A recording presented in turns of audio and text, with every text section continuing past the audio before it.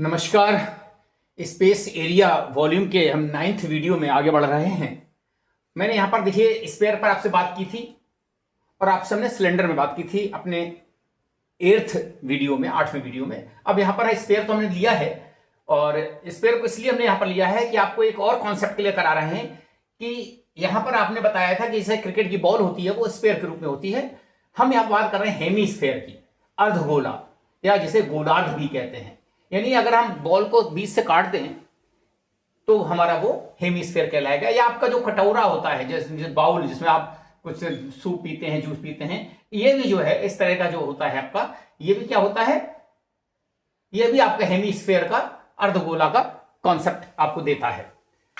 हम इसी पर आधारित बात आपसे शेयर करेंगे कि देखिए स्फीयर पर हमने आपसे बात ऑलरेडी कर रखी थी। क्या कर रखी थी कि इस पर हमारा होता है सरफेस एरिया, जो होता है सरफेस एरिया, या हम जैसे सरफेस एरिया या कहते हैं सतह का क्षेत्रफल।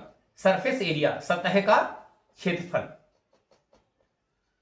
ठीक है ना। ये हम ऑलरेडी आपको बता चुके हैं, लेकिन फिर भी इसलिए हम समझा रहे हैं कि यहां पर अगर हेमीस्फीयर और स्फीयर में क्या अंतर, आपको कॉन्सेप्ट आपका क्लियर होना चाहिए। ये बराबर आपका है 4πr², ठीक है ना। और हमने बताया था आपको कि इसमें वॉल्यूम जो होता है, वॉल्यूम, ठीक है, वॉल्यूम जिसे कि हमने आयतन कहा, आयतन जो होता है वो आपका v बराबर होता है, क्या होता है, 4/3πr³। ये हमने आपसे बातें की थी। अब आप यहां पर हेमीस्फीयर को देखें तो हेमीस्फीयर दो कॉन्सेप्ट पास क्लियर होना चाहिए।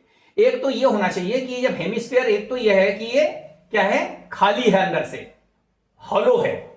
जैसे मैंने आपको बताया कि अगर कोई एक प्याला है, कटोरा है, प्याला है, और ये जो है क्या है, अंदर से ये खाली है यहां से। और एक क्या है, हमने क्रिकेट की बॉल जो हमने बनाई, क्रिकेट की बॉल हमने बनाई और क्रिकेट की बॉल हो गया, ये पूरी क्या है, भरा हुआ, कटा हुआ बीच से, यानी ये पूरा कवर्ड है। तो इन दो चीजों में आपको ध्यान रखना पड़ेगा। तो यहां पर एक होता है, इसमें सबसे पहले क्या होता है कि इसका, अगर हम कर्व सरफेस एरिया पर आएगा, यहां पर कर्व सरफेस एरिया की बात नहीं उठेगी क्योंकि ये पैक्ड है, ये ओवरऑल कंप्लीट है। तो यहां पर ये जो हॉलो अगर होगा तो यहां पर CSA बोलते हैं, इसे कहते हैं कर्व्ड सरफेस एरिया। और कर्व्ड सरफेस एरिया का मतलब होता है, चाहे मैं कर्व्ड माने वक्र, वक्र माने जो ये हिस्सा है, ये हिस्सा यहां से यहां तक हिस्सा जो है, ये हिस्से का, इस यहां से लेके यहां तक के हिस्से का जो आपको निकालना है एरिया, वो आपका कर्व एरिया है। ये आपको ध्यान रखना पड़ेगा। कर्व एरिया का मतलब आपको समझना आना पड़ेगा कि ये जो ये हमारा है, ये हिस्सा हमारा कर्व्ड है। ये अगर यहां पर इसको हम ऊपर वाले को नहीं ले रहे हैं, ऊपर वाला हमारा खाली है, ये ध्यान रखना है। तो कर्व्ड सरफेस एरिया जिसे बोलते हैं वक्र पृष्ठीय या सतह, सतह वक्र पृष्ठीय, वक्र माने जो वक्राकार है, वक्र के आकार का है, वक्र पृष्ठीय क्षेत्रफल, ये आपको समझना होगा।